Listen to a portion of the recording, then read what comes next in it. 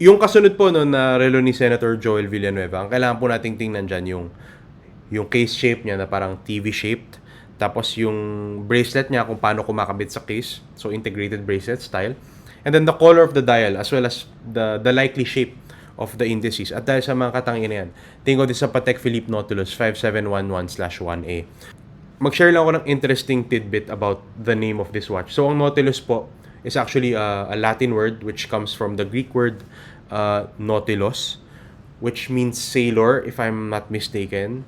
At medyo ironic po no kasi ang relo na ito has a water resistance rating of only up to 30 meters no, comparing that with other sports watches wherein dapat 100 meters. So advice lang Senator Joel, hindi nyo po ito malulusong sa baha. Ang relo po na ito on the secondary market costs up to 7 million pesos depende sa seller na kausap nyo pati sa condition ng watch.